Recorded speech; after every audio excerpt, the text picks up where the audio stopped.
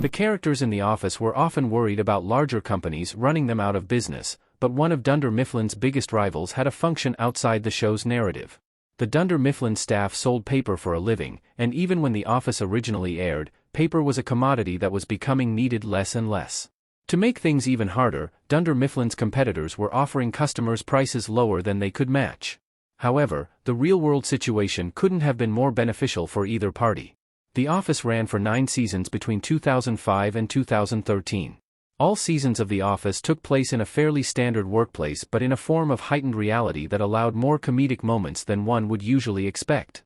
Its fairly grounded approach meant many related to the stories and relationships that developed over the years the show was on the air. To push its realism even further, The Office cast often referenced real companies and brand names, but the nods weren't all they seemed. The Office had a product placement deal with one of Dunder Mifflin's competitors. The Staples references in The Office had a deeper meaning.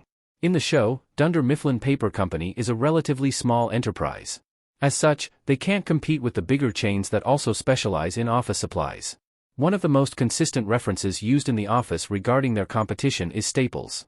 It makes sense that a huge, real-world company such as Staples would be a threat to a business like Dunder Mifflin, but they're only mentioned so heavily in the show because of a product placement deal. Staples' arrangement with NBC meant Staples paid to appear in The Office and have their name mentioned on air. The Office's product placement was good for the show, but it wasn't the first arrangement of its kind. However, what makes the Staples deal so interesting is the way the company was presented in The Office. Staples was almost framed as the villain of the story.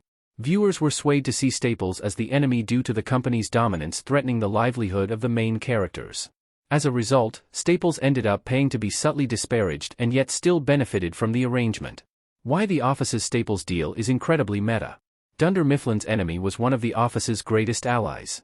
Rainn Wilson in a Staples uniform as Dwight Schrute talking to Steve Carell as Michael Scott in The Office. Staples came out on top within the world of The Office and also in reality. However, the reason for the success in both instances differed. In The Office, Dunder Mifflin's loss of clients meant the fictional version of Staples enjoyed a financial boost. In addition, The Office's immense popularity meant that Staples' profile grew as a result of the exposure for which they'd paid. So, as well as Dunder Mifflin's loss becoming Staples' gain, the triumph of The Office also meant a win for Staples.